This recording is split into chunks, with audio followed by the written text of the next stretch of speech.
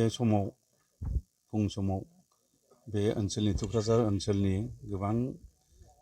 इन्टेलेक्सुवेलफोर आरो लकेल दैदेनगिरिफोर आरो बे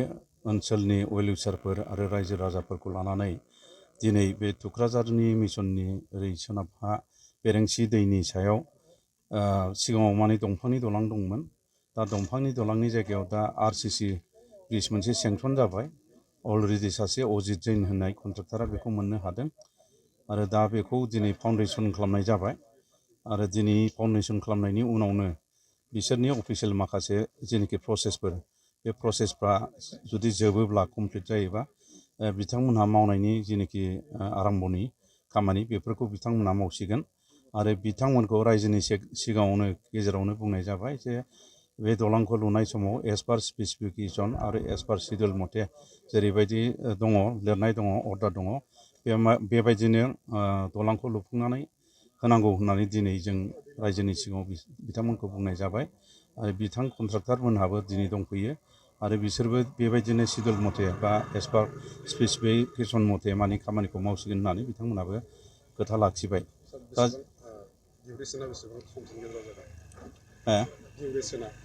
डिउरेसना बहाय आंबो मोजाङै नायाखै लिरनायाव बिसिनाव दङ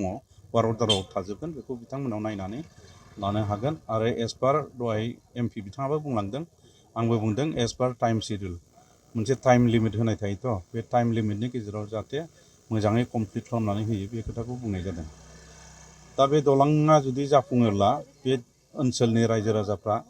दलांनि सानजा आरो सोनाबनि रायजो राजाफ्राबो मोजां बिनि बेनिफिटखौ मोननो हागोन आरो आंबो बुंनो थाङोबा बे लामाजोंनो होजों सान्तिपुर गुबुन गुबुन जायगायाव बा सान्तिपुरनिफ्राय ओरै थुक्राझार बा बङाइगाव एरियायाव फैयोबा लायस'बाय थायो आङो जोबोद माने दिगदार जायोमोन मालाबा गाजोल गनानै थायो गाजोल हाबोबा टायारफ्रा पाम्पसार जायो जोबोद बेबायदिनो जाथाय जाबाय थायोमोन आरो एक्सिडेन्टबो जानानै थांबाय दाम्पारबो गोग्लैखांबाय जाय हक बे दलाङा जुदि कमप्लिट जायोबा बेफोरबायदि जामेलानिफ्राय बियो बारग'सिगोन आरोखि। बेबो गासिबो बहायनो लिरनाय दंखाजोबो वार अर्डारखौ आं दासिमबो मोजाङै नायाखै वार अर्डाराव नायनानै लाबानो बेसेबां गुवार बेसेबां हाइट बेसेबां गासिबो खोथाफोरखौ डिटेल्सखौ मोननो हागोन नोंथांमोन। गेजेराव बिसिगथिया जानो बारा गोबाव गैलिया बेनि गेजेराव बिटिएफ हिसाबै केन्डिडेट लाइटखौ फोसावबाय नाथाय दिनैसिमबो जों इउपिपिखौ फोसावनाय नुवाखै मालासिमबो फोसावगोन बेखौथ' बे हाइकामान्डनि बाथ्रा जाहैबाय नंगौ बिथांमोनाथ' 22 जननि केन्डिडेटखौ बिपिएफ दला फोसावबाय जोंबो नुदों बयबो नुदों नोंथांमोनाबो नुदों नाथाय जोंहा जोंनि हाइकामान्ड बा जोंनि दैदेनगिरि बिथांमोनाबो सावरायगासिनो दङ माब्ला समाव खम समनि गेजेरावनो बिथांमोना बिजाथिनिखौ समस्ति वाइसै माने बिजाथिनि मुंखौ बिथांमोना फोसावगोन बारा गोबाव सम गैला बे समखिनिखौ जों धर्ज लानानै नेनांगोन आरो नेनो थाखाय आं जोंनि रायजो राजाफोरखौ आं खावलायहरदों। गेजेराव मडेल कड अफ कन्डाक्ट नांनायनि खोथा दंमोन मालासिम मडेल कड अफ कन्डाक्टखौ जोंबो फाइनाल डेटखौ जों मोनथियाखै ओरैनो सरासनस्रायै जों खोनाबाय थानो मोनदों मडेल कड अफ कन्डाक्टआ माने 23 तारिख नैबे सोलिबाय थानाय मासनि 23 आगस्टआवनो जागोन बायदिखौ जों खोनानो मोनदों खिन्थु अफिसियेल नङा बियो खोनानाय बाथ्रा आरो जै तारिखआव कड अफ कन्डाक्ट जागोन बिनि नेक्स्ट जेनोखि सेप्तेम्बरनि 23 अक्ट' बे अक्ट'आवनो जोंनि जेनोखि बिसायख'थि बे बिसायख'थियाबो जागोन होननानै आसामनि गिबि मन्थ्रि बिथां हिमन्त बिश्व बिथाङा फोसावबाय थादों। बेखौथ' नुगासिनो दङ जों गोबां जोंनि दोलोआ गोबां माने बिसायख'थियाव बाहागो लाबोबाय आरो लाबोजेननायनिफ्राय लानानै दासिम नैबे बाइ इलेक्सनसिम देरहानायनि अनगायै जेबो जायाखै गतिके फैबाय थानाय समाव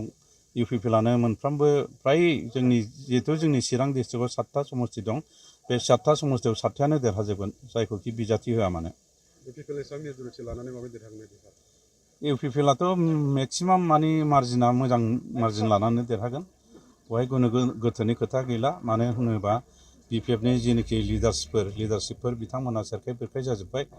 आरो बिथांमोनहा आवगायथिं मा मावगोन रायजोनि थाखाय मा मावगोन बिनिबो जेबो गोथार पलिसि गैया बिनि थाखायनो रायजो राजाफ्रा मिथिखाबाय बिथांमोनहा खुनु मोजां मोनसे रायजो बा मोजां मोननाय बा रायजोनो मोजां खामानि मावनो हानाय जेबो पलिसि गैयिखौ रायजो राजाफ्रा मिथिखाबाय बिनिखायनो बिथांमोननो भट होनायनिफ्राय जोंनि रायजो राजाफ्रा हागौमानि 80% माने बिथांमोननि भट होनायनिफ्राय जानगाराव थागोन आरो इउपिपि दलनि बिजाथिखौनो देरहासार खालामगोन। आं रायजो राजानिफ्राय खावलायो माने जोंहा जेब्लायबो नुहुरो सोरनिबा गारि बेलथाय फैनाय गारिया गंथामानोसै दाख्लै लास्ट 12थायाव बेलथाय फैनाया थैयाखै होमबा मानसिया सिङाव थादों हख्राव हख्राव गाबज्रिनायखाय जों फैदों जों बिपिएफनि आमोलाव 17 बोसोर जों बिराद आसा खालामदोंमोन बेवबो जानानै फैयाखिसै मानि थाखाय जानानै फैयाखै सेलाय बेलाय ओमफ्राय जों दा नैबे मा होनो दा इउपिपिएल बे सरखाराव जोंनि दलांखौ नुबाय बे दलांखौ मावनो हाजोबसिगोन मावनो हानाय मानि जोंहा गथ' गथाय बेराय बिसिमखौनो फैनो हाला दैयावबो ओंखारनो हाला जों गिनायानो ओरैबायदि अबस्था जाबाय सोरनि फोजाहैनायखौ जों खोनासंनाय आन्टि बे लामाया थांजागोन थांजाया आन्टि दलां बारजागोन ना बारजाया जों 12था 1थाबाबो सिखारनांगौ जों खोन्थाहरनांगौ आंनि हाया माबा गाहाय जागुलायबाय पिकनिक जानो फैयो गिदिंफैयो फोजा फैयो 12था 1था जोंनो थांनो मोना थांनो बेसे हख्राव हरनाय थांनो मोना नोंसोर ओरैबायदि अबस्था माबाया सिङाव दोरोजोब्बाय बे लामाया माला जागोन जों मिथिया ओरैबायदि आसा खालामो जोङो दा नै हथात जानानै फैबाय बेनि थाखाय बिराद धन्यबाद बे लामाया नों आंनि नङा रायजोनि लामा बियो बेखौ बयबो सापर्ट होनांगौ आरो जों दा खाथिनि हिसाबै जों डिउटि खालामगोन सोर मावदों सोर मावा सोर मा गोमादों मा गोमाया जों बाव नायदेरनो हासिगोन जोङो जायगानि मानसि जोङो जागौबा हामदोंमोन दा जानानै फैबाय जों बेनि थाखाय धन्यबाद होबाय रायजो राजाफ्रा आखायाव लानानै बे खामानिखौ मावनायजों हामबायसै जोङो बे खबरखौ मोननानै जोंनि रायजो राजाफ्रा जोबोद गोजोननाय मोनदों मानो होनब्ला